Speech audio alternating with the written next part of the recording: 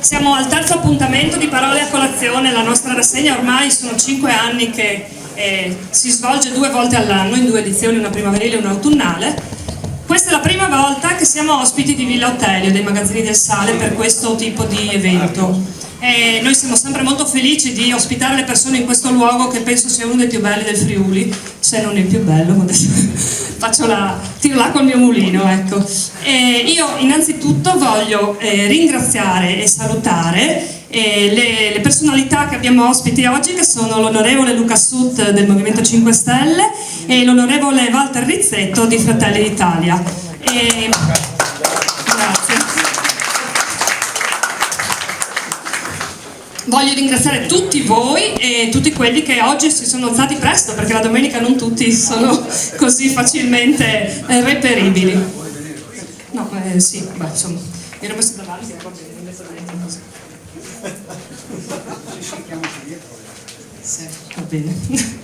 Allora, innanzitutto come benvenuto a tutti voi, chiamo il nostro sindaco, l'avvocato Mario Anzil, per fare un saluto da parte sua e dell'amministrazione tutta. Buongiorno, grazie e benvenuti qui a Rivignano, nella parte adiacente ai Magazzini del Sale che sono dietro di noi, del complesso di Villa Otelio Savorgnan. Molti vengono da fuori, alcuni di voi sarà probabilmente la prima volta che visitate questi luoghi e questa è un'opportunità che ci viene offerta ogni domenica mattina dall'iniziativa dell'assessore alla cultura del comune di Rivignano Teo Angela Piantoni. Parole a Colazione è la sua rassegna che coniuga la presentazione di un libro con la possibilità di visitare una dimora storica del nostro comune. E qua, come accennavo, siamo a Villa Otelio Savorgnan ad Aris, sulle sponde del fiume Stella, in una villa che ha 2000 anni di storia, perché fin dall'epoca romana questa era un nodo strategico, perché il fiume Stella era una autostrada dell'epoca, un fiume navigabile, e quindi qui era fiorente il commercio del sale, fin da epoca romana e ancora poi implementato durante la Serenissima, e c'erano delle fornaci romane per cui i romani salivano con la barca piena di sale e scendevano con la barca invece caricata da mattoni e ceramiche cotte nelle fornaci locali. La storia poi è continuata, tanti aneddoti si sono vissuti in queste mura, alcune anche celebri come quella di Giulietta e Romeo, ma questa storia certamente meglio di me, più nel dettaglio, la racconterà poi dopo Albino Comelli. Quindi davvero è un'occasione di conoscere un luogo, presentando un libro, e abbiamo qua, e lo saluto e lo ringrazio per avere in anteprima, perché è presentato, questa è la prima occasione in cui viene presentato il libro di Emanuele Franz, L'inganno della libertà, che però già ha fatto molto parlare di sé, ne abbiamo letto su diversi giornali anche di caratura nazionale, ed è interessante perché in un'epoca come questa che stiamo vivendo di crisi anche e di sconvolgimento è importante, accanto a una giusta componente di dispiacere o di protesta nei confronti di cose che si ritiene non funzionino, è anche necessario però elaborare delle proposte, delle idee alternative, ed è quello che fa nei suoi libri il filosofo Emanuele Franz, e lo fa in maniera anticonformista, andando controcorrente e poi avendo anche il coraggio di sostenere queste idee che magari possono essere diverse dal solito. L'occasione quindi è doppiamente interessante anche per stimolare un dibattito, credo, perché le idee sono suscettibili di confronto, di discussione e di arricchimento culturale per ciascuno di noi che ha oggi l'opportunità, in anteprima appunto, di sentirle. E quindi insomma buona mattinata qui a Rivignano a tutti e buon divertimento, grazie.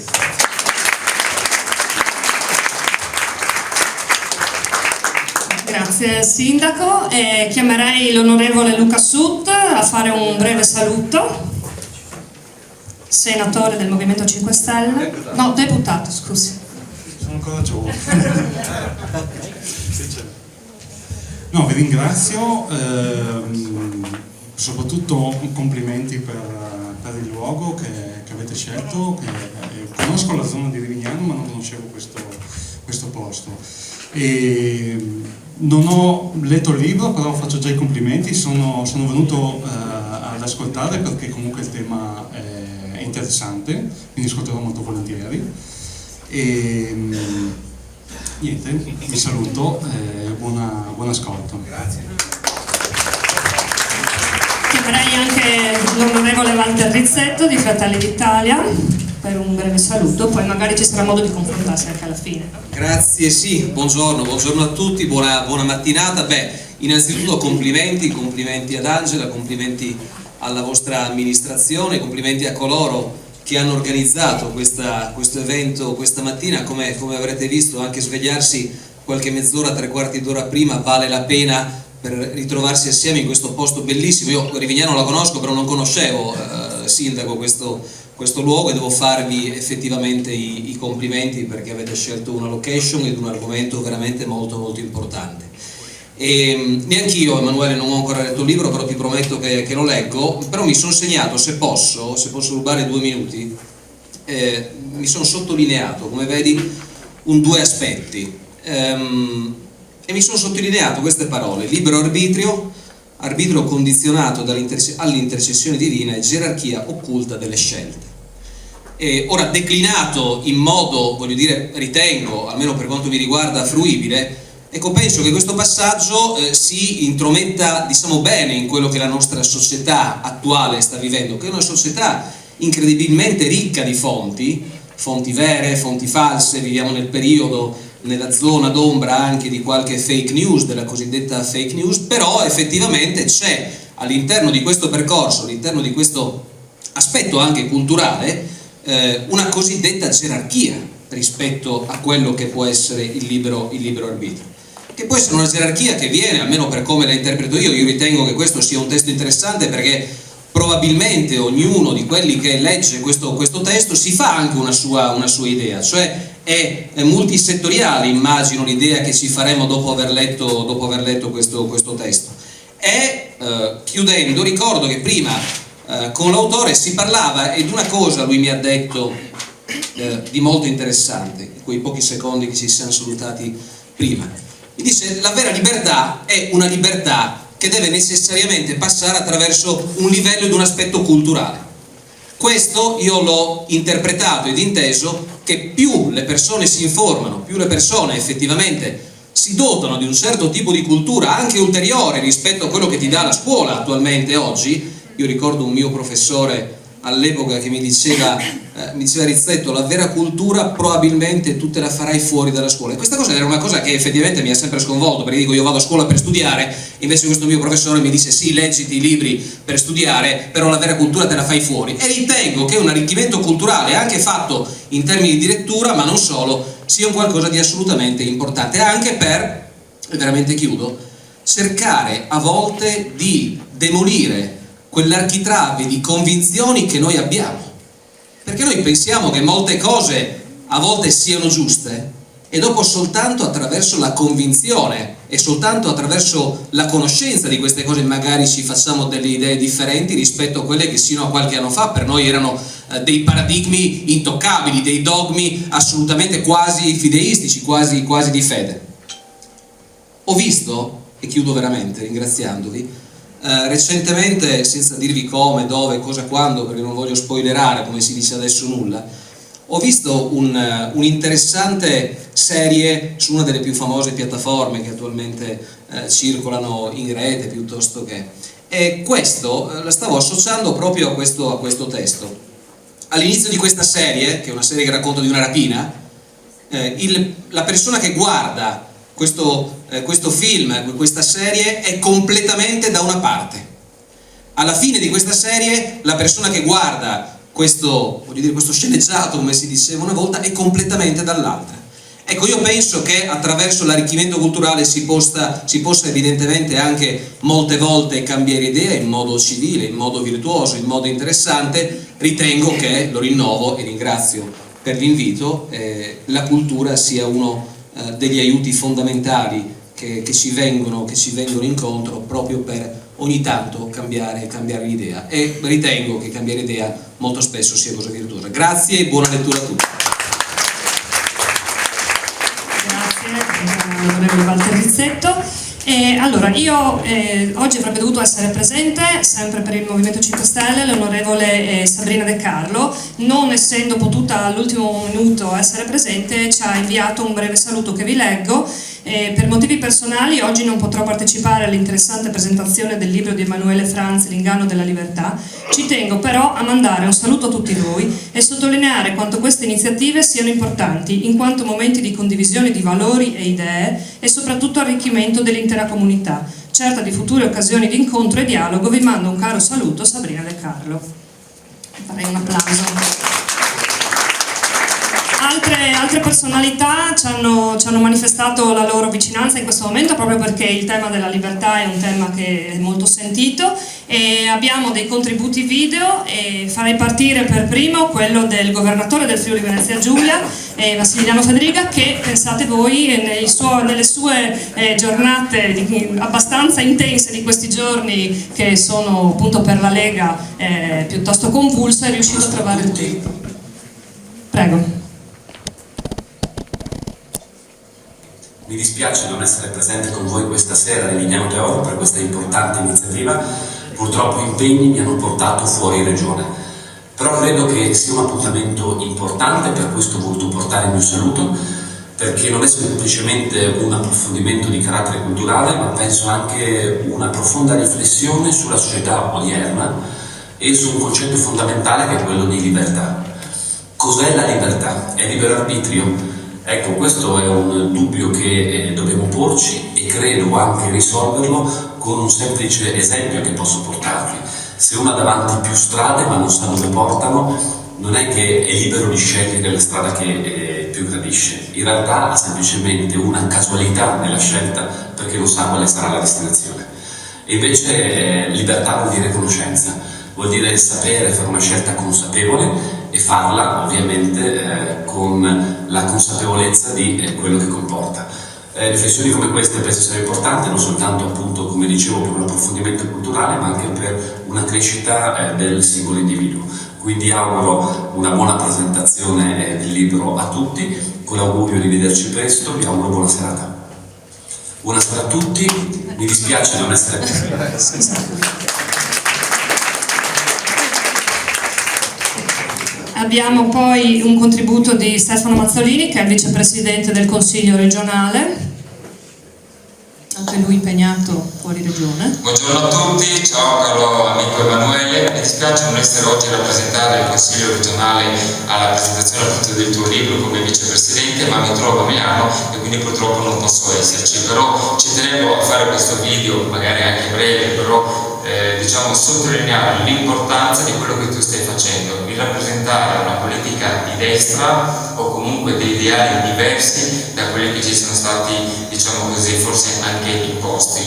E la presentazione appunto del tuo libro, L'inganno della libertà, in realtà la condivido, perché chi usa oggi la carta di credito non è più libero, perché quando fa uno la strisciata, cosa che io non faccio perché non uso la carta di credito, è controllato da quelle grosse multinazionali che poi con la loro media, con i loro contatti, con quello che sanno, come vengono utilizzati questi strumenti così importanti, secondo loro riescono a capire quello che uno compra, e quindi vi martellano continuamente su cosa dovete comprare e su quello che dovete fare. Questa non è libertà. E anche credo l'amico Russo che ha fatto la prefazione del tuo libro, quindi lo storico filosofo Dugin, lo sono letto perché potrei anche sbagliare il nome ovviamente, sottolinea questo passaggio che forse non ci stiamo rendendo conto. Anche usare il cellulare a volte, cliccare sul booklet dà la possibilità a quel booklet di controllare cosa stiamo facendo. Qual è il vero problema?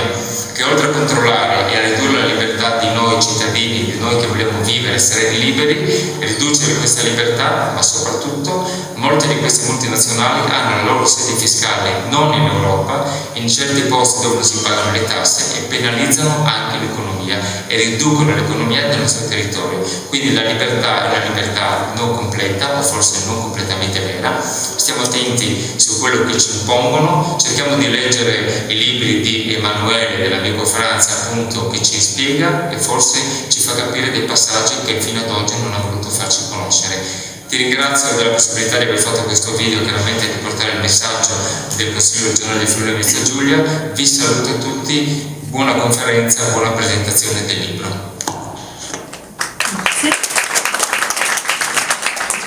Abbiamo ancora un saluto e un contributo, direi, dell'onorevole Elisabetta Gardini, che è arrivato questa notte addirittura per gli impegni dell'onorevole. Buongiorno, un caro saluto a tutti quanti voi, sono dispiaciuta di non essere lì, lo dico soprattutto a te, caro Emanuele. Vorrei tanto sentire come presenti questo piccolo grande libro che mi interroga su tanti aspetti fondamentali della nostra vita e sui quali mi soffermo poco, troppo poco. Io credo che questo libro, che è una sorta di compendio di quella che è l'essenza di quello che siamo, della vita, di quello che affrontiamo, difatti si trovano parole come identità, differenza, verità, libertà, scelta, coerenza, i gruppi di scelte come demoni.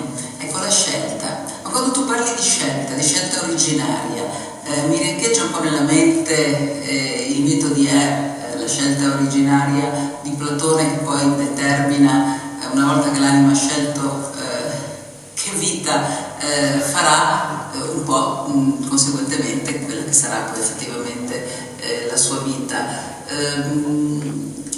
Noi non pensiamo più, non ci soffermiamo più su queste cose, siamo travolti da una vita fatta di concretezze e quasi che il pensiero, secondo noi, non avesse così importanza, travolti, no, da questa società che, come diceva Bauman, ci costringe a correre come su una lastra di ghiaccio che si ferma e perduto sprofonda nell'acqua gelata.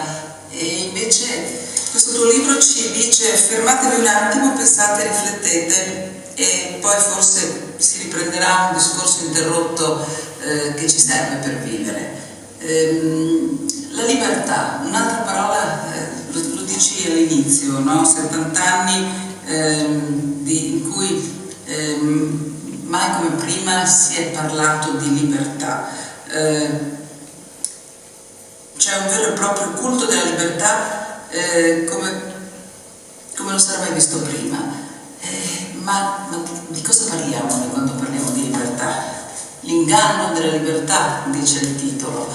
E allora forse, chissà, forse avevano ragione gli antichi filosofi quando la libertà era più autodeterminazione ed era una libertà quindi completamente diversa da come la intendiamo noi. Per noi è forse soprattutto essere liberi di fare una scelta diversa. Libertà, difatti dici la libertà dei popoli, ma la libertà per un gruppo di persone, la libertà per gli animali, per la collettività, ecco, ma è vera libertà. Ci sono cose che stuzzicano, mi metti anche in crisi perché, come al tuo solito, affronti le cose da un'ottica completamente diversa rispetto a delle cose che io pensavo dei punti fermi, delle certezze, no? Il diritto naturale. Io sono un amante di Antigone, per me Antigone ha sempre rappresentato il punto di partenza della nostra civiltà. Quando Antigone va dallo zio Creonte e dice: caro zio, le tue leggi per me non possono essere rispettate, io non posso rispettare la tua legge, per quanto sia legge di re, perché c'è una legge più importante scritta nel mio cuore che mi impone di dare sepoltura a mio fratello, e se questo mi porterà ad affrontare la morte, per quanto ingiusta, per quanto tragica, io l'affronterò, perché questa legge viene prima della tua. Ecco, mi piacerebbe capire come invece affronti questo tema, no? Il diritto naturale, il libero arbitrio. Ecco, tu ci scombussoli, ci fai come dire, traballare le nostre certezze, ci costringi a pensare e a vedere le cose da un punto di vista diverso, però non sfuggirai, perché so che c'è un prossimo appuntamento a cui invece io potrò partecipare, quindi potrò sentire dalla tua voce, potrò farti tante belle domande. Per il momento io ti ringrazio per questo libro, che è un libro che sembra piccolo, snello, poco più di un centinaio di pagine, ma molto, molto importante, che racchiude un po' il senso della vita e che ci aiuta, e io penso ci può dare una mano per ritrovare il senso della nostra vita, per ritrovare il bandolo della matassa in questi tempi che sono davvero difficili. Io sono stata proprio oggi, che sarebbe ieri per voi, ad un convegno organizzato dagli esuli, da un'associazione di esuli venezuelani. Erano delle donne, perché questa tragedia, questo dramma che sta vivendo il Venezuela è vissuto e portato avanti in modo speciale dalle donne, e parlavano anche loro di libertà in un modo meno filosofico e più concreto. E l'ultimo messaggio che ci hanno dato, il messaggio con cui hanno chiuso questo convegno, è stato proprio questo: non pensate mai qui in Italia che la libertà sia qualche cosa di acquisito, un qualche cosa di messo in sicurezza.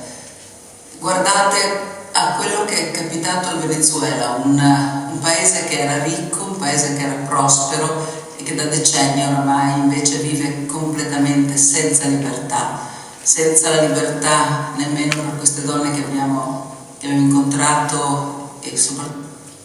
Buongiorno, un caro saluto a tutti quanti voi, sono dispiaciuta. Non vi sentiamo.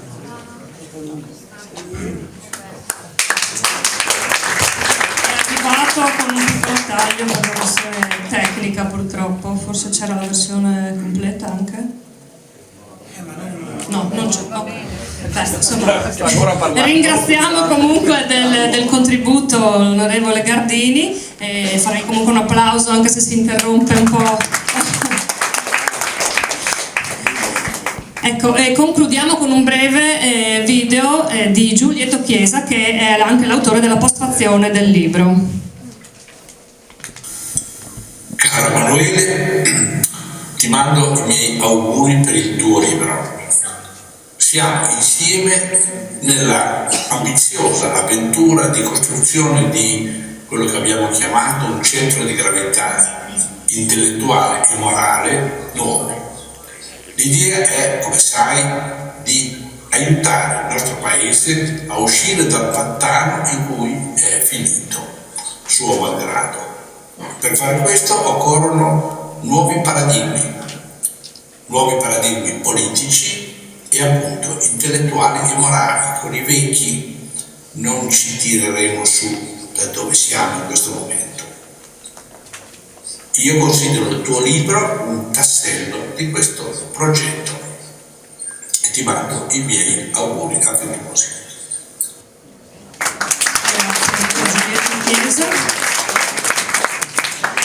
Io ringrazio anche gli altre personalità, gli altri rappresentanti anche politici che ci sono in sala. Vedo Ugo Falcone, vedo il dottor Gianni Torrenti, già assessore alla cultura della nostra regione, e ringrazio anche Marzio Giau, che è stato prosindaco di Rivignano, e insomma saluto e ringrazio tutti i presenti. Ecco, io perché volevo dire due parole io, no? Io ho avuto piacere, ho voluto fortemente che fosse qui Emanuele oggi, perché insomma è già stato detto, ma lui è una mente brillante, uno che va controcorrente, uno che ha una grande tenacia, una grande audacia, tra l'altro ha una casa editrice che si chiama Audax, e insomma vedo che le sue idee, tra l'altro, cioè che non sia a destra, non sia a sinistra, non sia da dove guardiamo quasi tutti, ma che sia un po' più su. Lui è uno che scala le montagne e probabilmente queste cose le sa guardare dall'alto.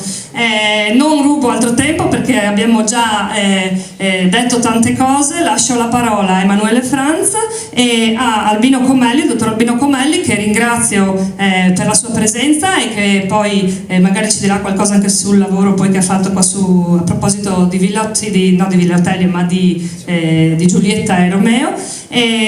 Non mi dilungo oltre, poi magari ci risentiamo alla fine per eventuali domande o per un piccolo dibattito. Grazie a voi.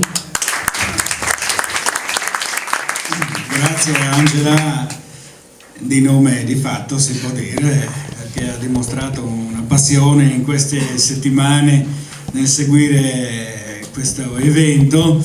E prima di introdurre il mio amico Comelli ci tengo a spendere due parole di ringraziamento per Angela Piantoni e il signor sindaco Anzil che mi stanno ospitando, ma soprattutto per la bella idea di fare delle parole a colazione, perché tutti gli eventi che si trovano in giro sono alle 10 di sera, ma a me piace questo concetto di incontrarsi a colazione, perché il motto insegna che il mattino l'oro in bocca e poi fare le cose sotto la luce del sole ha un sapore completamente diverso che appunto fare cultura di notte, no? Tutto è più trasparente, terso, diafano, tutto è più illuminato, come i sorrisi e gli abbracci che oggi coronano questo incontro. Grazie alle autorità e agli onorevoli e alle parole che mi hanno dedicato, che mi fanno sentire la loro vicinanza. Grazie a tutti quelli che sono qui oggi, che magari hanno fatto un viaggio per venire fin qua, e come dico sempre, la cosa più bella è anche incontrarsi di persona, guardarsi e stringersi, perché sembra un fatto ovvio, ma oggi non lo è più neanche tanto, visto che si tende a sostituire le relazioni umane con dei surrogati, e quindi grazie. Adesso introduco il mio caro amico Albino Comelli, il dottor Comelli, che diciamo per me è un uomo innanzitutto, prima che uno psicoterapeuta, è poeta, ha scritto tantissimi libri su diversi argomenti, è un indagatore della mente umana e oltre che essere un carissimo amico è anche un profondo lettore dei miei libri, perché li ha letti quasi tutti e quindi è un mio interprete che mi accompagna spesso e volentieri nell'interpretare certi miei testi con una capacità penetrativa che mi sorprende, perché tante volte ritrova in certi miei libri cose che io non ho trovato, quindi lo ringrazio di essere qui al mio fianco anche questa volta, e quindi lascerei la parola all'Albino se vuole introdurre il libro, dopo se vuoi introdurre me o farmi due domande, insomma vediamo. Ecco, grazie ancora. Io mi alzo in piedi così anche vi guardo, voi mi vedete. Dunque, siccome non sono i libri che fanno gli uomini, ma sono gli uomini che fanno i libri, due paroline su questo amico caro, su questo ragazzo, 38 anni, nato a Gemona, che abita a Moggio, importante sapere, vicino al convento delle Agostiniane di Clausura. Perché lo nomino? Perché probabilmente più claustrale di loro è lui, che nella sua solitaria casetta lì di Moggio è riuscito a lanciare il suo pensiero davvero verso vette molto lontane, molto elevate. Emanuele Franz è anche colui che ha fondato la casa editrice Audax, ha fondato il premio per la poesia, un concorso di poesia, sì, un concorso di poesia chiamato Audax, proprio per quelli che non hanno titoli, e questo è apprezzabile, ha avuto apprezzamenti molto importanti, e fra un mese, 2 a San Daniele verrà espletato la cerimonia di premiazione per i vincitori. E dico subito che i suoi libri, il libro di oggi sull'inganno della libertà, viene dopo vari libri che lui ha scritto, cominciando li nomino rapidissimamente, però è importante sapere che quest'uomo in questi 10 anni, dopo aver assistito suo padre, tra l'altro voglio ricordare questo, per anni suo padre da solo in casa, perché insomma un uomo è prima di tutto un uomo e poi sarà uno scrittore, un filosofo, e questo l'apprezzo. E dunque ha cominciato a scrivere già a 23-24 anni. Il primo libro importante fu Il risveglio di Gregorio, che non è un libro, è un poema dantesco di una colossale grandiosità. Pensate che è un libro che, quanti 2400 endecasillabi, perché è fatto proprio con rima baciata e stringata e ritmata, quindi un lavoro grandioso in cui immagino che questo Gregorio vive, rivive, muore rappresentando grandi personaggi della storia europea, una specie di, mi ricorda Dante, c'è poco da fare, oddio, avrei ancora da mangiare, come si dice, un po' di pane per arrivarci, però dopo di questo ha scritto le basi esoteriche della microbiologia, il pensiero esteso, e questo è il primo grande libro di filosofia che lui pubblica, un libro in cui dice in poche parole va alla ricerca del principio originario e unitario di tutto l'essere umano. Capite che non è uno scherzetto, non è una cosa, è praticamente il massimo della filosofia, è un aspetto quasi religioso della filosofia, quella che punta direttamente al Padre Eterno di tutte le cose. Infatti io l'ho chiamato questo pensiero esteso, che è il pensiero che tiene unite tutte le cose, le tiene unite in una specie di relazione intima e compenetrata, dove non c'è nel tempo, non c'è spazio, ma è superato. Ebbene, questo si chiama pensiero esteso. E questa è la prima grande opera che lui ha fatto, che io ho chiamato La mente di Dio, perché insomma ha affrontato l'essenziale di tutto, dall'ultimo frammento di terra alla mente nostra, che è molto vicina all'Eterno. Poi ha scritto la biologia della forza, portando avanti la descrizione di grandi personaggi, che però ha presentato come, diciamo, come inviati da Dio, con una missione speciale, ecco, e che poi viene riportata nel libro di adesso. E non voglio dimenticare nemmeno la storia come organismo vivente, anche questo è stato molto importante, cioè ha immaginato che la storia fosse una specie di ripercorrenza di ciò che avviene nel corpo umano. Noi abbiamo degli organi, abbiamo la mente, il cervello, abbiamo il sistema nervoso, abbiamo lo fegato, la digestione. Ebbene, lui ha immaginato, ha messo in relazione in maniera abilissima, devo dire intuitiva e grandiosa e probabilmente molto veritiera, questo aspetto del corpo umano con la storia vivente. Poi ha scritto Idea e Realtà,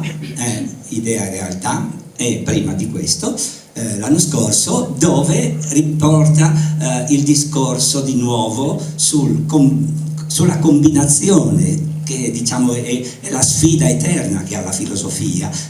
La realtà è fatta di che cosa? Di materia e di spirito. Noi ci alziamo al mattino e abbiamo il nostro corpo da badare, e contemporaneamente la mente viaggia, e ha viaggiato già nella notte attraverso i sogni. Cioè, ma dove sta il punto di unione? Ecco, questo è un libro che lui affronta questo, e in questo libro, per la prima volta, come io gli auguravo, facendogli una specie di piccola prefazione in precedenza, gli avevo augurato che sarebbe venuto il giorno in cui questi grandi arditi confini che lui esplorava come un Messner verso l'elevato Everest, un giorno avrebbero avuto a che fare anche con il significato dell'amore nel grande destino umano. Non possiamo rinunciare all'idea che ci sia amore nel disegno universale, altrimenti diventa tutto un gioco, non dico al massacro, ma poco ci manca. Lui ha messo lì quello che lui ha chiamato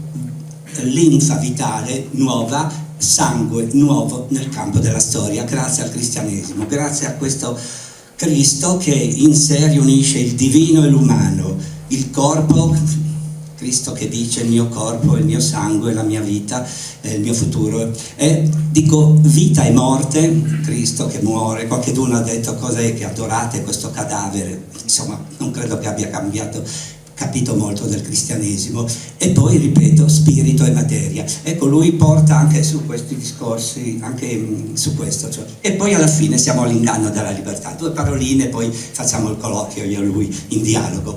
Libertà, l'inganno. Oddio, 2 paroline anche meritano su Alexander Dugin, questo grande filosofo russo, il più conosciuto probabilmente in questo momento, questo Alexander Dugin, e che gli fa la prefazione in cui dice: guarda che qua purtroppo parliamo molto di libertà, ma più parliamo e meno c'è.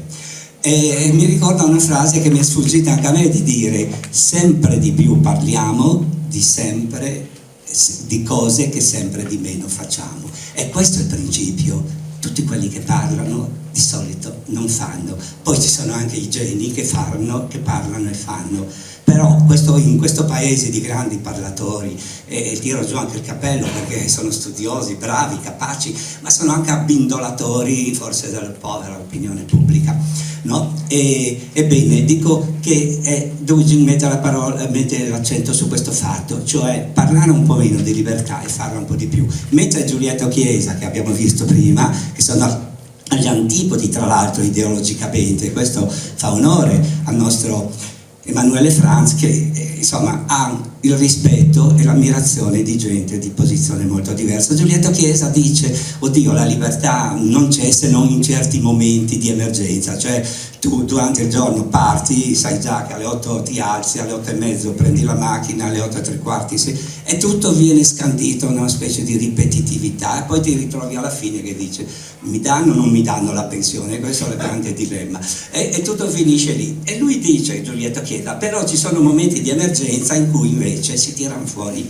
le cosiddette quadre o rotonde, che dir si voglia, e lì tu sei portato a usare la libertà, se ce l'hai o non ce l'hai. Io adesso faccio una provocazione, lui mi dice, comincia col dire: la libertà è un inganno, è un vizio, e gli spara addosso alla libertà. Ma uno dice: oddio, allora non sei per la libertà. Però lui poi subito chiarisce che la libertà di cui oggi si parla e di cui oggi troppo si manovra, e non è appunto, e contro cui lui si scaglia, non è la libertà vera, perché è quella libertà dei beni materiali, degli egoismi, del andare avanti, della confusione, del caos, dei piaceri, ma non della responsabilità intima, della dedizione propria, della propria vita alla vita di chi ce l'ha data, e soprattutto alla vita degli altri che ci stanno accanto. Ecco, in questo lui subito chiarisce questa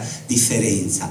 Però è chiaro che la libertà ha vari piani, c'è quello filosofico di cui io sparerei anch'io dicendo: libertà filosofica non ne abbiamo neanche una, neanche mezzo, e io spero che non ne abbiamo, perché io sono come un bambino che mi sento nelle braccia, lo nomino ancora una volta, tanto ho visto che fuori d'Italia nominano ogni tanto Dio, anche i grandi dell'estremo, solo in Italia che da Mattarella in giù si vergognano a nominare il nome di Dio, non so perché, si vede che la vicinanza del Papa, non lo so che cosa sia, ma comunque c'è una specie di strana cosa, no?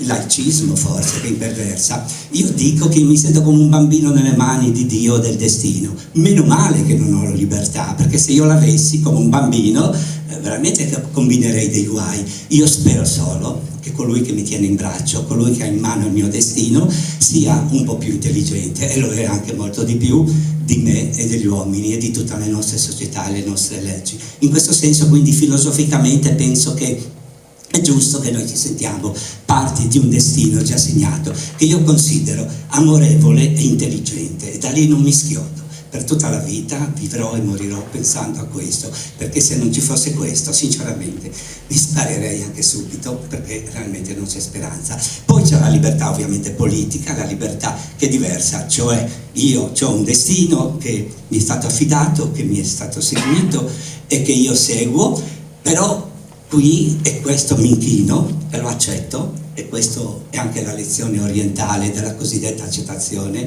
la cosiddetta accettazione stoica dei greci, ricordate? Accettare, sì, accetta, smettila di combattere contro vento e contro tutti, mettiti un pochettino nelle mani del tempo e delle cose, piove, non ci vai a Lignano, che fai tanto casino, capisci? È bel tempo e ci vai. Sai, i mezzi, si intende, e dico, quindi questo è la cosa più importante. Poi naturalmente c'è questa libertà politica, che vuol dire che nessuno comunque mi deve a me forzare a fare cose che io non sento e non posso e non voglio fare, e questo è un altro dilemma, un dilemma molto terrestre contro cui combattiamo. E qui la signora Elisabetta Gardini ha ricordato Antigone, io ricorderò le Termopili per un fatto molto interessante proprio sulla libertà, da cui è iniziata, perché dobbiamo, ogni momento che nasciamo, il signor Sindaco ci saluta, io faccio notare che sta andando via, dopo che è venuto è anche giusto. E non ho la libertà perché devo andare al centenario delle suore vincenziane, festeggiano i 100 anni della famiglia vincenziana. Non si è parlato. Le suore, sono stati tutti, almeno io in asilo erano le suore quella volta, quindi fa bene, saluti le suore.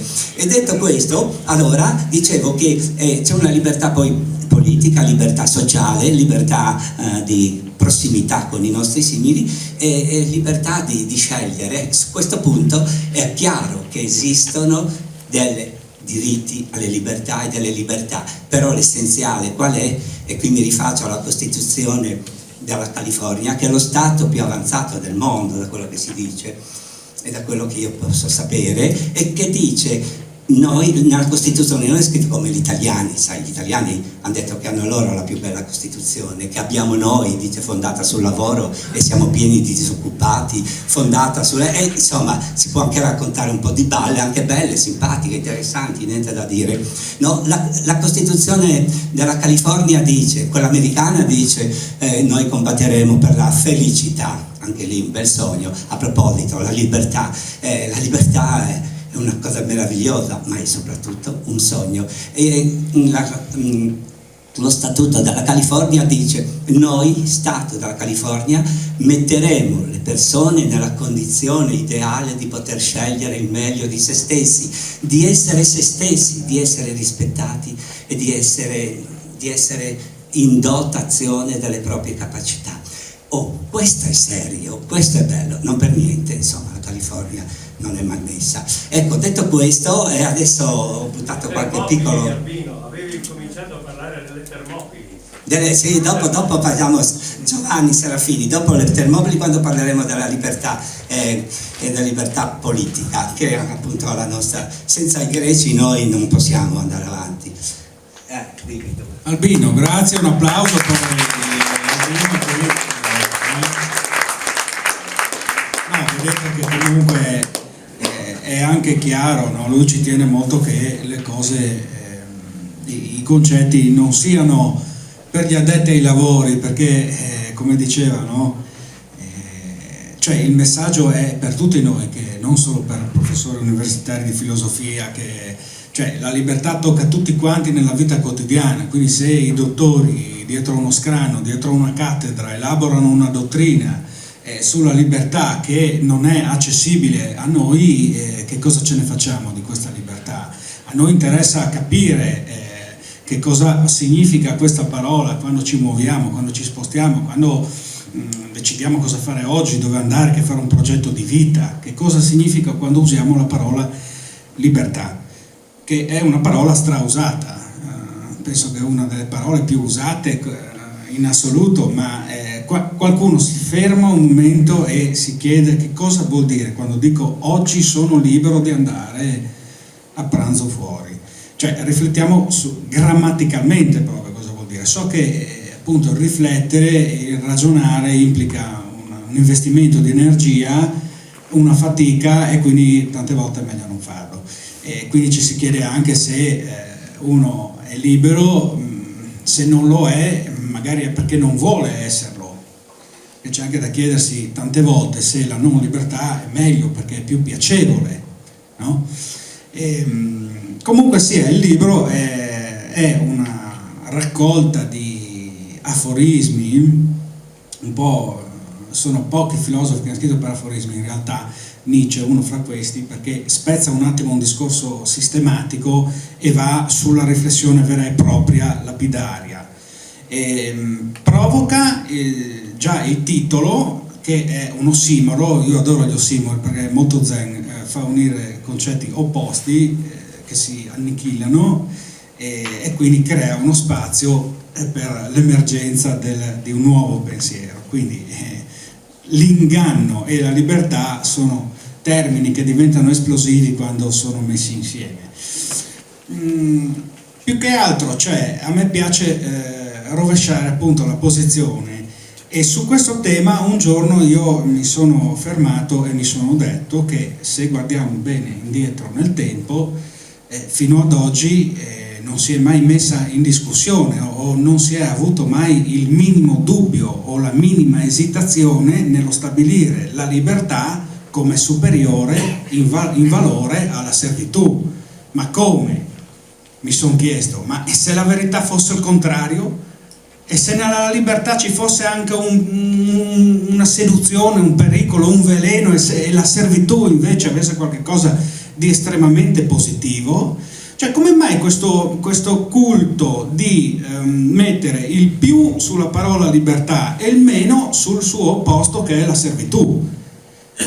Cioè, poi uno può pensare, diciamo, e ritenere quello che crede in seguito a una riflessione, ma quello che è importante è riflettere su questo, perché sono dati per scontati. La libertà come fattore positivo e il suo opposto, la servitù, come un qualcosa che vediamo e percepiamo per osmosi, non perché ci abbiamo riflettuto. Vediamo questa servitù come fatto negativo, ma è veramente così? Che cosa significa essere liberi? Essere affrancati, svincolati da qualche cosa? Ma guardiamo un attimo le cose, anche come sono in natura. Il nostro corpo, che ne sa più di quanto possiamo ragionarci, perché ci tiene in vita anche quando dormiamo, noi possiamo pensare in un modo, ma se beviamo un veleno il corpo ci fa vomitare, quello ha sempre ragione. Nel corpo ci sono delle componenti, degli organi che sono in mutua relazione e in mutuo rapporto, in mutuo vincolarsi a vicenda. Sono l'uno al servizio dell'altro. Se noi volessimo e avessimo questa insana pretesa di prendere un polmone e liberarlo dall'organismo, noi moriremmo.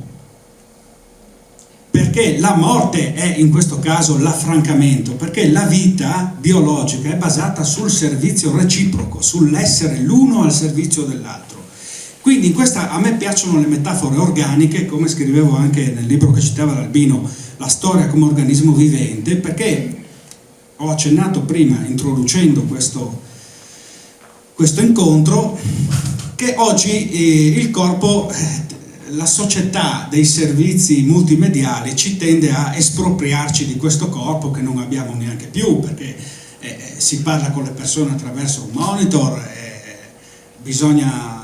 c'è tutta una guerra al corpo. Il depilarsi, il pelo è un vizio da eliminare, gli odori sono sinonimo di malattia, sono le pubblicità che poi troviamo in TV perché ci vogliono comprare. Cioè, il corpo come qualche cosa di dannoso, ma il corpo è l'unica verità, siamo vivi grazie a lui.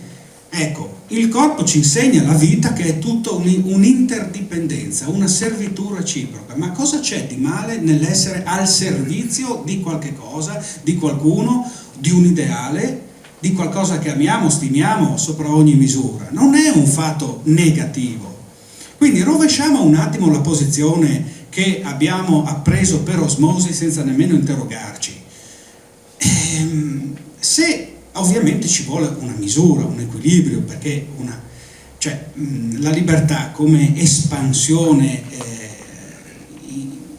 infinita senza regola, no? La possiamo anche vedere come il tipico esempio del torrente che se messo, diciamo, se esso ha un vincolo, produce un'energia, un lavoro, no? E un risultato al beneficio della comunità, come può essere una centrale idroelettrica e così via. Quando invece è dissipato, ma questo basta pensare che se noi, come è noto, ci vendiamo gli occhi, raffiniamo il tatto e così via, perdendo questa visione di essere un insieme, c'è un individualismo eccessivo, sfrenato, in cui l'individuo viene affrancato dal resto della relazione. E infatti in questo libro io insisto con le metafore organiche dicendo che quando l'individuo inizia a pensare soltanto a se stesso e a svincolarsi dal resto, diventa patologico tanto quanto una cellula tumorale che è incapace di essere al servizio dell'intero organismo, inizia a duplicarsi incessantemente, identica a se stessa, fino a portare alla morte del corpo. Poi questa parola, a me piace poi andare a scavare a fondo sul fatto delle etimologie delle parole. Libertà in latino è luber, che vuol dire dar piacere, quindi ha questa radice latina che è un fatto legato a un piacere egoico, cioè individuale. Se noi invece andiamo a prendere la parola, come si citava prima i greci, eleuteria, che deriva dalla dea Eleutia, o anche nota come Ilizia, che era la dea designata al parto, alla nascita, cioè alla vita, no? Quindi la nascita della vita, la generazione, quindi la libertà per gli antichi era darsi agli altri, non prendere agli altri. Oggi quello che passa senza interrogarsi è che la libertà è prendere, no? Quindi un diritto di avere, mentre in questo libro, richiamandomi alla visione degli antichi, io dico che quello è un tipo di libertà che dovrebbe essere chiamata licenza, non libertà, che la libertà è dare qualcosa a qualcun altro, all'esterno, no? Che cosa? Beh, noi innanzitutto abbiamo ricevuto qualche cosa, tutti quanti che sono qui hanno ricevuto un dono immenso che è la vita. Siamo qui, respiriamo, è un miracolo, perché oggi la scienza non lo sa mica perché veniamo al mondo. Ci sono 93 miliardi di anni luce di vuoto, non hanno trovato una forma di vita in tutto il resto dell'universo, e poi in un pianeta come il nostro, così di punto in bianco, nel vuoto, nel silenzio, negli spazi siderali fatti di polveri e vuoti, c'è un essere pensante. Questo è un miracolo.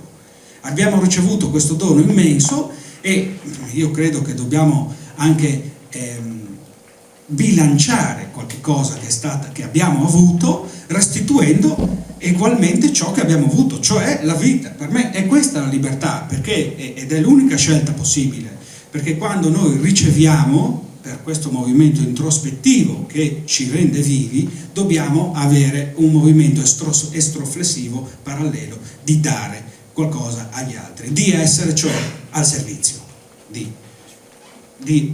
che può essere anche un ideale che tutti unisce, no? Poi sul discorso anche lì perché io poi da filosofo vado dentro e mi interrogo che cosa significa fare una scelta. Quando tu dici, dove andiamo a pranzo oggi? Andiamo a mangiare un frico oppure una pizza? Cioè tu stai scegliendo. Se poi ti interrogo se sei tu a scegliere o se scegli veramente, ci sono dei piccoli ragionamenti, ma se vogliamo anche dei piccoli esercizi da fare per farti comprendere che in realtà non sei tu a scegliere e ne stai scegliendo, perché se io ti dicessi di pensare a questa penna per un minuto senza avere neanche una distrazione e pensare soltanto alla penna per un minuto, ti accorgi che non ce la fai. perché ti viene una distrazione, una preoccupazione, un'ansia, pensi a quello che devi fare dopo, quindi tu non riesci neanche, e poi ti dici padrone dei tuoi pensieri, ma renditi conto, ma chi è che sta pensando? Stai pensando tu? Ma fate un semplice esercizio, imponetevi per 2 o 3 minuti di pensare a uno spillo, una graffetta, non ce la fate. Allora poi domandatevi, ma chi è che sta pensando se non ho il controllo del mio pensiero? E poi sbandieriamo questa libertà di pensiero, che è una specie di costruzione vocabolaresca, perché non esiste, no? E poi appunto io avanzo questa riflessione che in realtà è altro, sono tutta una serie di influenze, no? Minute più grandi, che magari il risultato finale, la sommatoria che unisce paure, debolezze, ansie, quindi una totalità, miriadi di pulsioni, di pensieri contrapposti, vado, non vado, cosa fare? Il risultato finale magari ci appare come una libera scelta, come ho scelto queste cose. E invece non è così, è una totalità che non ci riguarda, che non siamo noi propriamente a scegliere, secondo me. E dopodiché io sul tema, come è noto nella storia, si sono offerte più o meno 3 punti di vista, che uno è rappresentato dal determinismo, cioè dal fatto che come in copertina qui c'è una copertina stupenda che ha fatto Ennio, che ringrazio, c'è la statua di Anan, che per gli antichi greci era la dea della necessità. E un'altra posizione sull'argomento è il libero arbitrio, cioè noi siamo liberi di scegliere in qualsiasi istante, facciamo delle libere scelte, e poi c'è una posizione un po' speciale, diciamo, no? Che ha elaborato Martin Lutero, e questa posizione ha comportato una delle più importanti scissioni religiose della storia, il luteranesimo. E Lutero, a me piace questo ragionamento che fa, perché dice sì, l'uomo può scegliere, però secondo me l'uomo non è così padrone delle sue scelte di per sé, e quindi può scegliere ma solo con l'intervento di Dio, di qualche aspetto. Quindi lui lo definisce un servo arbitrio contrapposto al libero arbitrio, un arbitrio condizionato. Ecco, a me che piace appunto offrire sempre alternative sulle posizioni che la storia ci offre, sviluppo un'altra argomentazione, che è quella appunto di una gerarchia delle scelte. In che senso? Si dice in modo molto chiaro, ve lo faccio capire, no? Cioè, mettiamo che decidiamo di fare un viaggio e di prendere quindi un treno, un aereo, di fare un viaggio, dove andiamo? A Torino, un weekend. Tutto quello che faremo durante questo viaggio, siamo a Torino ormai, dobbiamo appunto andare a cena fuori, visitare un museo, ecco, le decisioni che prenderemo durante questo viaggio saranno secondarie rispetto alla scelta precedente che abbiamo fatto di andare a Torino, chiaramente. Cioè una scelta precedente condiziona tutte le scelte che faremo successivamente, quindi non sono paragonabili, non sono sullo stesso livello, perché la scelta che faremo se andare al museo oppure al cinema la possiamo fare perché abbiamo inizialmente scelto di andare a Torino, quindi non sono gerarchicamente differenti.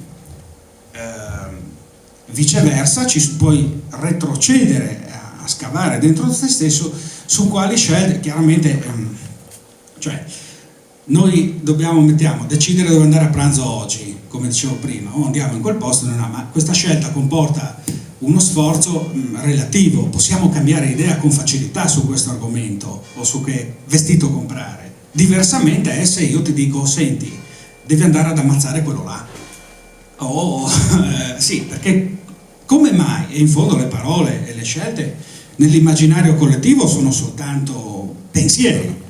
E però con questi piccoli esercizi mentali ti rendi conto che non sono così pensieri, perché mettono in moto forze e ben diverse a seconda di quali pensieri tu metti in gioco, e ti capisci in questo caso che ci sono scelte precedenti molto possenti, molto originarie, che io chiamo, se uno fa e retrocede fino a quale può essere questo gruppo, per esempio uno nella vita ha dei valori etici, sceglie di essere onesto e quindi non ruberà nella vita, o se si trova in una situazione successiva della sua esistenza, le scelte che farà successivamente saranno condizionate da una manciata di scelte precedenti.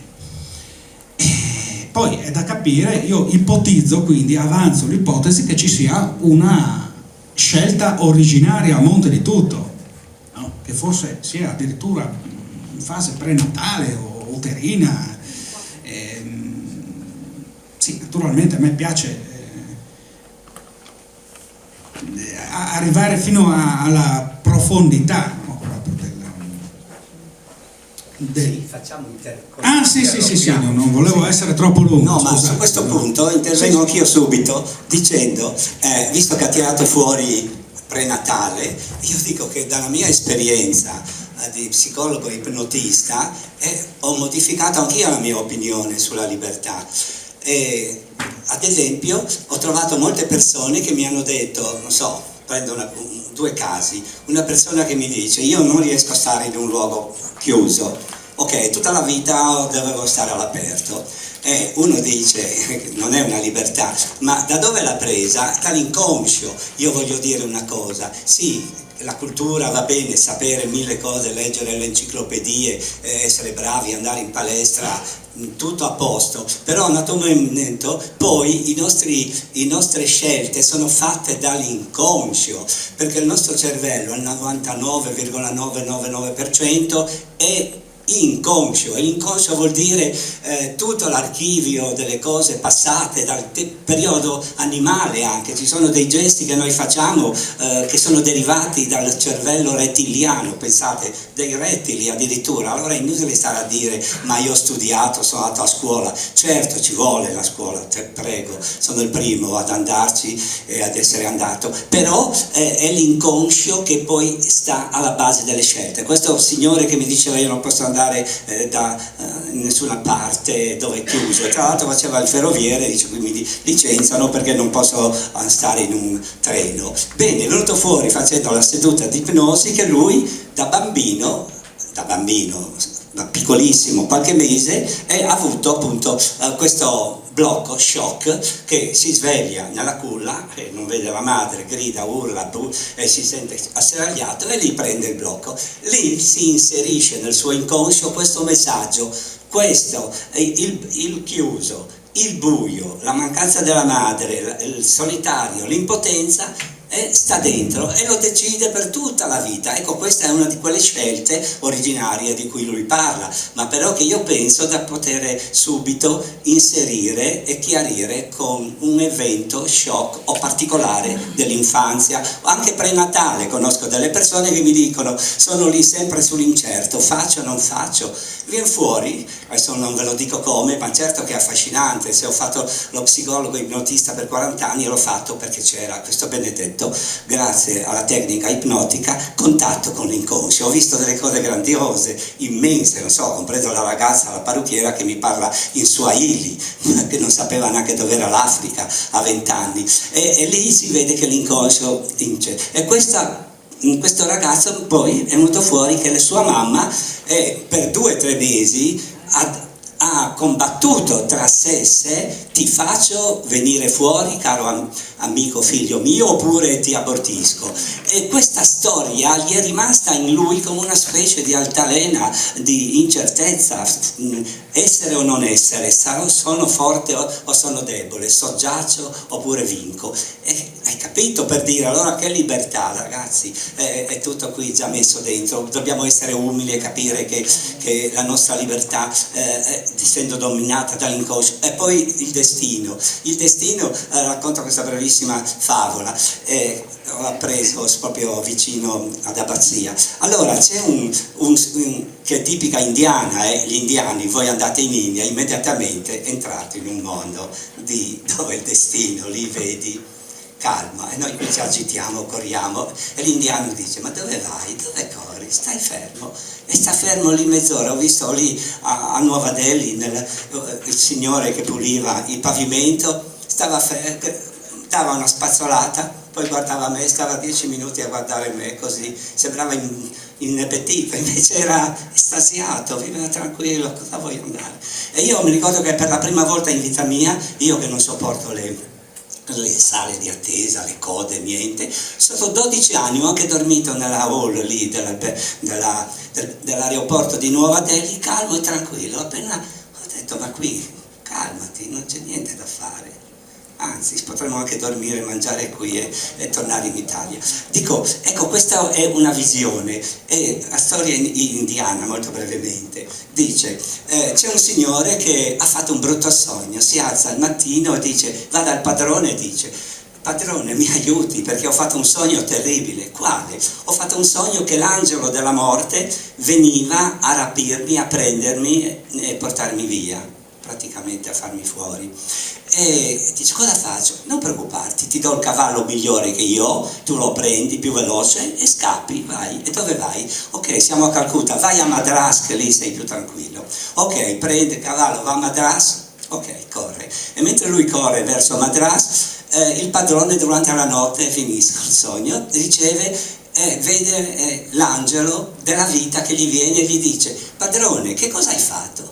Dice, niente, ho aiutato un mio dipendente, gli ho dato...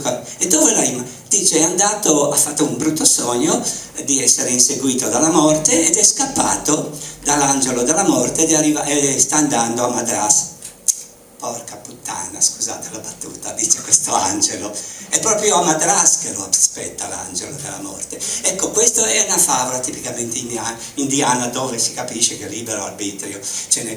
Poi per quanto riguarda le Termopili, e lì andiamo sulla libertà nostra, sulla libertà pratica, sì, dobbiamo tanto ai greci, non solo la cultura, la filosofia, la capacità di ragionare, che è un modo di libertà, è ovvio che sono le condizioni di sviluppo della persona che permettono alla persona di essere libero, non le chiacchiere non servono a nulla. A un bambino non puoi dirgli vai a scuola, vai all'asilo che sei un libero, come è stato fatto per un poco dopo il 68, siamo tutti liberi, vuoi studiare, non studiare, tutte cazzate, tutte battute che dopo sono finite insomma dove dovevano finire, però che hanno lasciato uno strascico.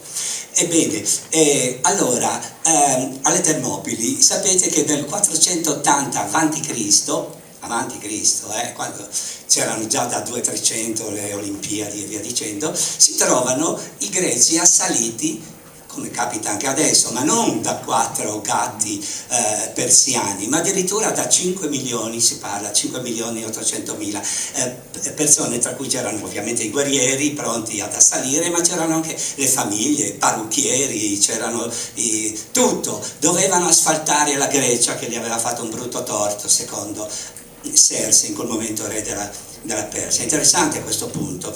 E allora cosa succede? Succede che il re Serse dice a Leonida, che in quel momento ha schierato 300 uomini, 300 contro 5 milioni, e non so, è come giocare io e te, Ugo, contro la Juventus, non so, anche, capisci?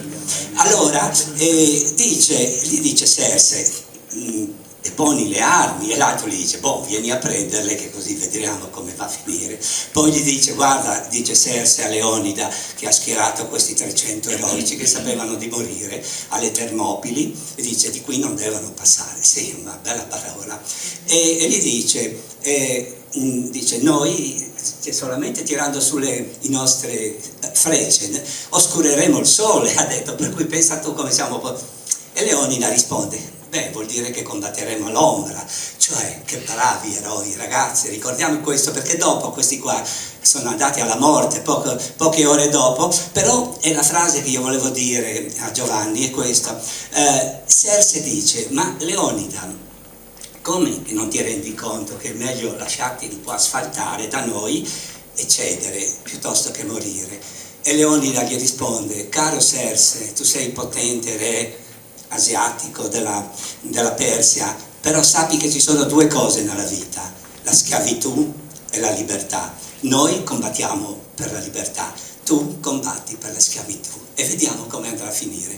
Voi sapete che la storia dice che grazie a Leonida, a questi eroici delle Termopili, grazie a Temistocle, poco dopo a Salamina, insomma, in Grecia non sono arrivati, non sono approdati, e anche questo è un simbolo che ad oggi noi abbiamo una tradizione, abbiamo una cultura, abbiamo una storia, abbiamo una civiltà. Giustamente parte della libertà sta anche in questo, che nessuno ci deve mettere i piedi sopra se a noi non va bene. Tutte le autonomie, le identità di cui, come voi leggendo saprete, Emanuele è un grande promotore, e si basa su questo. L'identità è la prima base del rispetto reciproco. Noi siamo e difendiamo le differenze, le identità di ogni tipo, territoriale, personale, religioso, umano, culturale, ma non per andare contro gli altri, ma per concordare con gli altri, il che vuol dire che non vogliamo farci asfaltare, omogeneizzare, appiattire dal globalismo che tende in questo momento, come voi sapete, a imperversare anche nella nostra città. Ok. Bravo!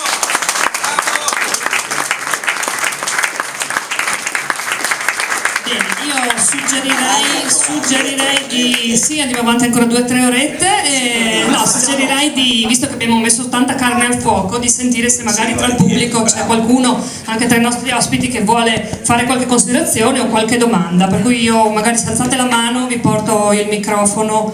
Vedo un signore laggiù. Laggiù è Giovanni? Sì. Grazie.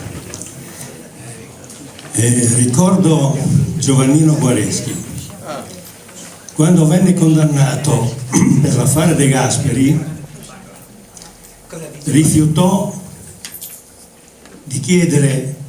l'appello, rifiutò di chiedere la grazia e disse, prese il suo vecchio zaino che aveva riportato dai quasi 2 anni di prigionia nei campi di concentramento tedeschi e si avviò volontariamente verso il carcere di Parma, dove venne rinchiuso e dove gli venne proibito di scrivere, era direttore di Candido allora, e di disegnare. Solo dopo alcuni mesi gli dettero carta e matita. E lui disse in quell'occasione, qualche volta per essere liberi bisogna andare in galera. Il vostro ragionamento mi ha colpito per 2 ragioni. La prima, se è vero, come probabilmente è vero quello che diceva Lutero, cioè che il nostro è un servo arbitrio, nel senso che abbiamo una libertà molto limitata, molto relativa e soprattutto molto illusoria, non siamo più responsabili delle nostre azioni. Se non siamo più responsabili delle nostre azioni, perché c'è qualcosa che ci determina, che ci precede, vuol dire che sia verso lo Stato, civilmente, sia verso la religione, religiosamente, io non commetto peccati, non commetto infrazioni. E questo è una considerazione grave, secondo me. Quanto alla assoluta libertà è negata anche dal fatto che io sia stato illuso di avere scelto mia moglie. Tutti i maschi sono stati scelti dalle loro donne. E difatti c'è quell'aforisma che dice: non criticate vostra moglie, voi siete una scelta che lei ha fatto. Bravo! Questa della moglie concordiamo tutti, no? Quelli che sono anche andati una volta solo a letto, non soli, sanno come va a finire le cose, e che il padrone della situazione è la donna. Chiaro che poi nella società, e questo me lo concedano le donne, noi gli diamo 10-0 a loro, perché scusate, perché qui va bene che insomma state facendo grandi passi avanti, però avete dei campi così grandi, l'educazione, l'amore, le sensibilità, le sessualità, qualità. Io dico, potete anche lasciar perdere, lasciare che gli uomini si scazzino a lavorare fuori, che non perdete granché. E purtroppo andate a scimmiottare gli uomini, che tante volte poi vi pentite perché comunque volevo dire, c'è una mano alzata di là. sì, c'è un'altra mano che viene di là, e c'era una domanda per Emanuele. Sì, dicevo che comunque la libertà c'è una libertà, è quella del pensiero, ragazzi, è quella. Il signor Boezio, che era un grande filosofo, tuo precursore, nel 400 d.C., 500, V secolo, fu messo in carcere, come ha detto tu ricordando Guareschi, fu messo in carcere da Teodorico, che era condottiero bizantino, a Ravenna, come sa Ugo Falcone, un grande storico. Ebbene, cosa ha detto Boezio? Ha risposto, e questa è la grande frase orgogliosa dell'umanità, ha detto: caro Teodorico, tu mi metti in prigione e blocchi il mio universo con i miei pensieri in una perfetta libertà, mentre tu sei più occupato, più costretto, più prigioniero di me. Ecco, e questa è la grande lezione che ci viene. Buongiorno signora, cosa ci dice? Buongiorno, io sono di Lorenzo. In tempi nei quali ogni giorno c'è una donna uccisa da un uomo, è opportuno, ecco, io riterrei opportuno, di non fare battute sulle relazioni tra donna e uomo. Per entrare nel merito dell'argomento, no? Della libertà, ecco, io dico, al di là dei discorsi e degli approfondimenti che ho sentito oggi e che senz'altro sono un arricchimento personale, io dico che io mi sento libera e ritengo di essere libera nel momento in cui sono umana, cioè ho la ragione. Noi ci distinguiamo dagli altri esseri del mondo, insomma, vivente, dal fatto che abbiamo la ragione. La ragione ci rende liberi. Io sono libera di decidere, anche davanti a uno che con la pistola alla tempia mi dice: o tu uccidi questo, o tu torturi questo, o noi ti spariamo. Io sono libera di decidere, anche in quel momento così vincolante, di farlo o non farlo. Allora, è vero che oggi ci sono tanti condizionamenti dettati dall'esterno e che solo la conoscenza, solo il conoscere di più ti rende libero di saper scegliere meglio. Conoscere di più vuol dire scegliere, essere libero ancora di più. Ecco, solo questa riflessione. Grazie, soprattutto grazie ai due interventi, a Di Giovanni. Prego allora, prego. Grazie.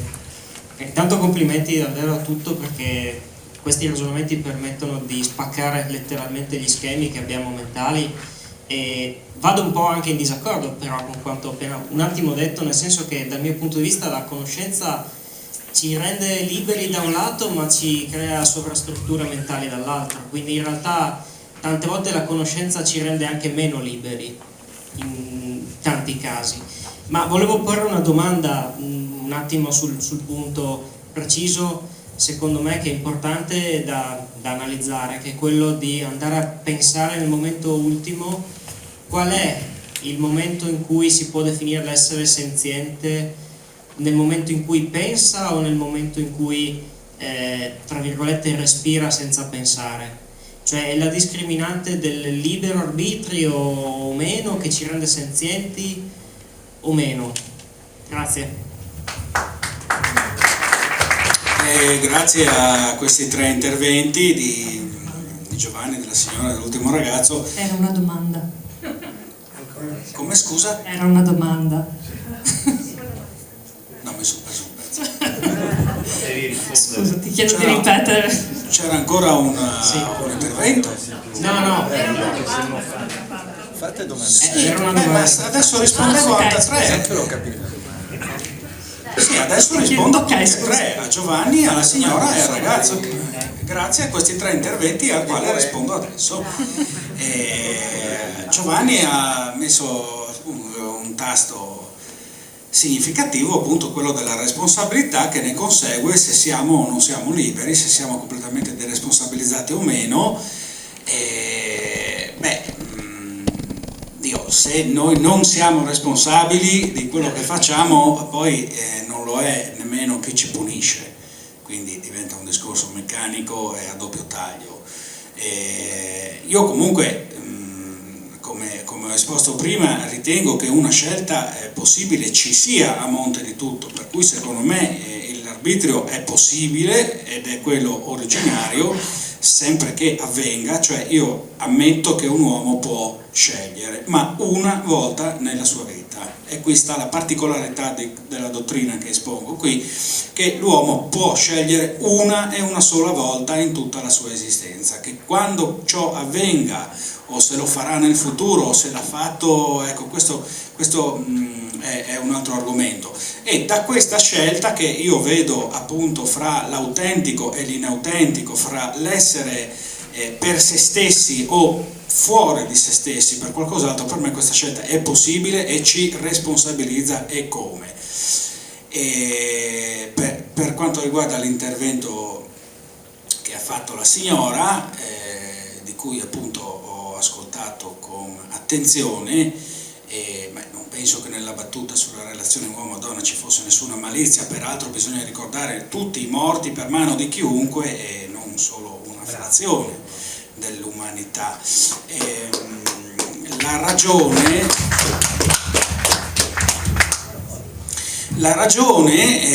c'è stato fatto anche un tempio alla dea ragione dagli illuministi, gli stessi poi che hanno ghigliottinato e portato appunto questa dissoluzione dei valori precedenti di quella tradizione secolare dell'età classica. Sono stati, diciamo, gli illuministi che hanno fatto il tempio della ragione e anche portato questo culto della libertà. Quindi in una certa misura l'osservazione della signora ha una sua ragione d'essere, che il termine ragione e il termine libertà sono intrinsecamente connessi, nel senso che si sono accompagnati a vicenda e hanno profonde affinità anche linguistiche. Si consideri soltanto che il termine ragione deriva dal latino ratio, era il resto che veniva dato da un'operazione commerciale, quindi era molto affine poi con questo termine luber, cioè col dar piacere. Quindi ragione e libertà sono sì connessi nella misura in cui sono un fatto egoistico. Cioè sono un fatto egoistico perché la ragione ha dei limiti oceanici che vengono trapassati soltanto dall'atto interiore non razionale di essere per qualcosa che sta fuori di noi. Secondo me la ragione va supera, è un salvagente, ci aiuta fin quando siamo in mare, quando abbiamo raggiunto e approdato gli scogli della terraferma non servono più. E per rispondere all'ultimo intervento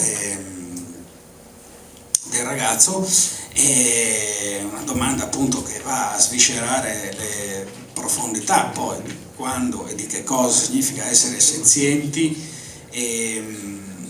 ma io appunto dicevo che poi si parla anche di gradi della coscienza, di gradi della libertà. Io, come dicevo all'inizio di questa conferenza, ho parlato del fatto che il corpo è più senziente di noi, cioè la vita va avanti da milioni, da miliardi di anni, cioè la coscienza è la ragione, è l'ultimo, è l'epilogo di una vita. Guardate gli insetti, gli alberi, gli animali, non è che hanno questa non si laureano gli animali, eppure sono vivi, operano, agiscono. Cioè è da chiedersi se questa senzienza, questa capacità di ragione sia stata veramente un bene quando è subentrata appunto nell'ultima frazione della vita umana.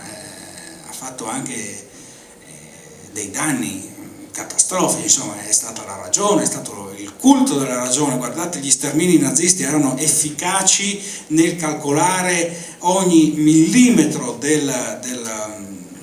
dell'industria del male, quindi la ragione non è necessariamente un bene e soprattutto l'incoscienza non è necessariamente un male.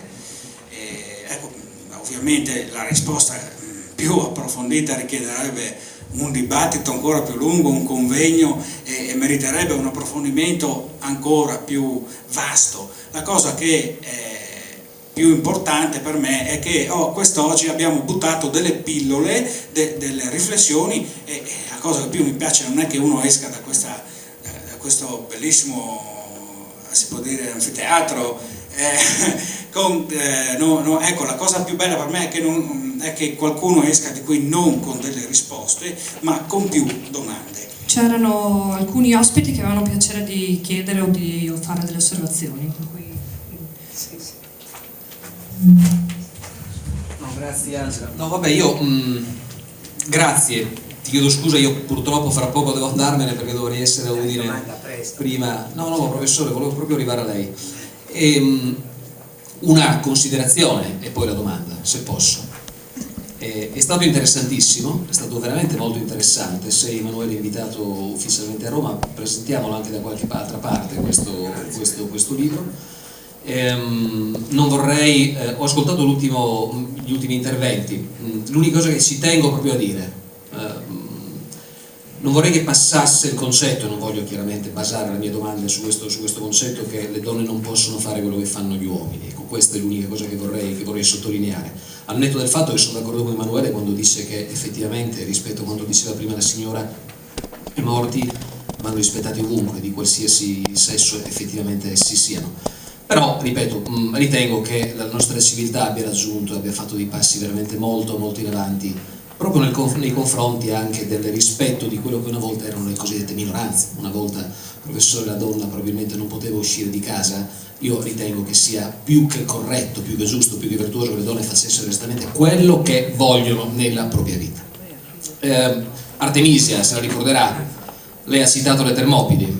Artemisia fu la principale generale all'epoca dell'esercito di Serse, voluta da re Dario prima di Serse stesso, e fu una delle donne che quando Leonida disse il famoso Molon Labe, che lei ha ricordato prima, vieni a prendere, qualche anno dopo combatté in modo importante contro i greci dopo le cose come sono andate. La domanda è questa, però non so se si riesce a rispondere adesso perché penso sia qualcosa di molto vasto.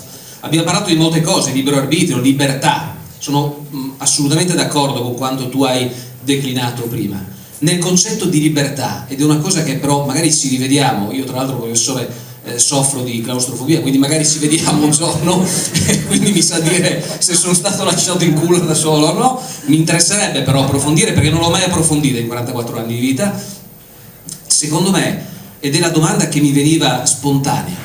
Il concetto di libertà, ad esempio, per quanto riguarda gli uomini e le donne, o il concetto declinato, Emanuele, dal tuo testo, come va a collimare, come va a sviluppare il concetto, ad esempio, che la politica sta trattando negli ultimi tempi dell'eutanasia?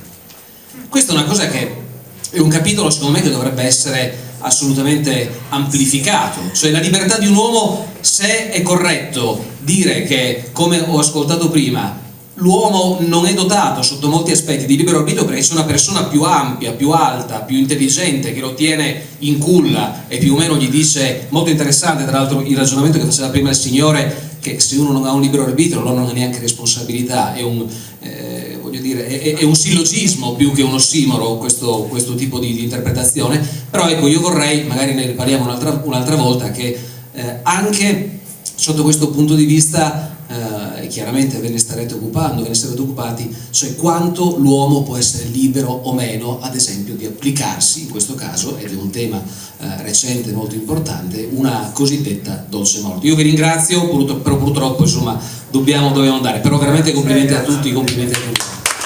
Grazie Marco. Rispondo all'ultimo, sì, ma non sulla parte mia, perché io vi posso dire che grazie all'ipnosi si superano anche questi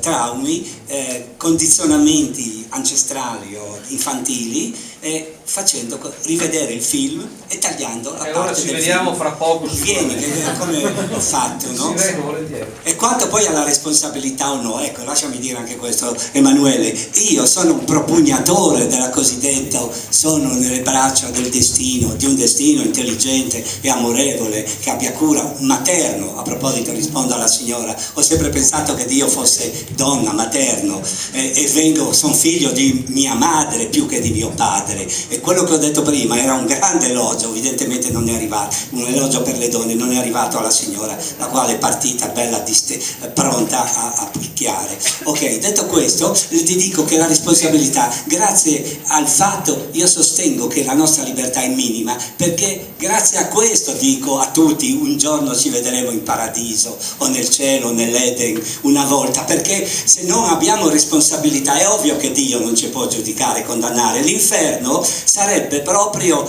l'apoteosi, il trionfo della nostra responsabilità. Se sei responsabile, se sei libero di fare, brutto cretino, e hai fatto male, è giusto che punisca, che tu sia punita. Ma se tu non hai questa libertà, e non ce l'abbiamo fondamentalmente, intendo dire, politicamente un altro paio di maniche, è chiaro che noi non siamo soggetti a nessuna condanna, e questo mi tranquillizza molto, perché se Dio un giorno mi dirà brutto cretino perché non sei andato in asilo quel giorno, e dico guarda, e sei tu che non mi hai fatto andare. Grazie Albino, ma soprattutto ecco un applauso per questa ultima domanda, che proprio va all'essenza stessa di chi siamo, di cos'è la vita, e mi complimento per la domanda più che per la risposta, perché le persone che fanno queste domande dovrò essere breve nel rispondere, perché gli organizzatori mi dicono che abbiamo poco tempo ormai, no? Per ragioni organizzative, quindi è un tema così importante sul quale pensavo addirittura di scriverci un altro libro, perché sì, perché etimologicamente buona morte, ma anche lì è una prospettiva su come viene considerata la vita. Oggi la scienza ci tende a considerare un fascio di nervi, un grumo di muscoli. Giusto ieri ho letto di questo passaggio di Diogene Laerzio, uno storico, che citava il fatto che nell'VIII secolo a.C. Epimenide cadde in un sonno profondo per 57 anni in stato di incoscienza, oggi si direbbe stato vegetativo. Dopo si è risvegliato e ha detto di aver avuto la rivelazione delle verità degli dei, e questo qua fu considerato un beato, chiamato addirittura a purificare la città di Atene. Oggi se cadi in coma ti considerano una piaga, quindi tante volte. Quindi giusto per rispondere come nei secoli è cambiata la prospettiva su che cosa significhi essere magari incoscienti o in coma. Comunque io credo che la riflessione è così feconda che merita di scriverci un altro libro. Grazie per la domanda. Lascio la parola un attimo agli organizzatori. C'è ancora solo un piccolo intervento da parte di Ugo Falcone. Sì, ciao, buongiorno a tutti. Visto che mi hai citato, non potevo non fare questa piccola riflessione riportando all'origine dello spunto originale di questo libro, cioè il momento della unicità e irripetibilità del libero arbitrio, no? Tu hai portato, Albino, un esempio ovviamente a me caro di storia militare, quello delle Termopili. Leonida con i suoi 300 spartani in quelle ore decisive ovviamente fece, a mio modo di vedere, applicò questo spunto originale di Emanuele Franza, cioè dell'unicità e della irripetibilità dell'evento che sarebbe diventato storico, anzi sarebbe diventato un gesto eroico, perché poi tutte le cronache dei secoli successivi sino ad oggi noi ricordiamo Leonida e i 300 spartani, che è cosa ben diversa dagli ateniesi e dal resto degli ellenici, per quanto sai, no? Quindi andando subito alla domanda, Emanuele, questa unicità e irripetibilità del libero arbitrio, come Leonida che poteva salvarsi, poi sappiamo che è stato tradito e hanno perso, ma da dove ti è uscita fuori questo spunto di riflessione? Perché comunque il punto originale del libro ruota proprio attorno a questa unicità e irripetibilità di un momento in cui noi nel corso della nostra vita facciamo. Ecco, a me questo interessa e credo anche qui presenti ascoltatori. Beh, insomma, una battuta, arrivederci onorevole, grazie. No, diciamo che troviamo un accordo sì, Angela, non minacciarci, che tanto colazione si fa. 2 minuti, no, più che altro perché... Sì, 2 minuti perché comincio veramente diciamo, ad andare oltre l'orario previsto anche per questioni tecniche, perché abbiamo un altro evento e dobbiamo spostarci con tutto il materiale. Chiedo scusa, ma... Bruciapelo alla risposta, grazie Ugo Falcone. Devo proprio dare una rispostina a questo ultimissimo intervento, ma diciamo che mi viene in mente un passo di un testo del IX secolo d.C. scritto nel Kashmir, che riguarda il tantrismo vedico, dove dicono che per 26.000 volte al giorno bisognerebbe considerare di morire, tante volte quanti sono i respiri che fa un uomo in 24 ore. Cioè, se si considerasse appunto che noi dobbiamo morire ad ogni respiro, ogni istante della nostra vita diventerebbe unico e irripetibile, e la nostra vita appunto cambierebbe completamente se ogni gesto, il più piccolo, anche spostare questa bottiglia, diventasse qualche cosa che è un miracolo e non un fatto dato per scontato. Grazie.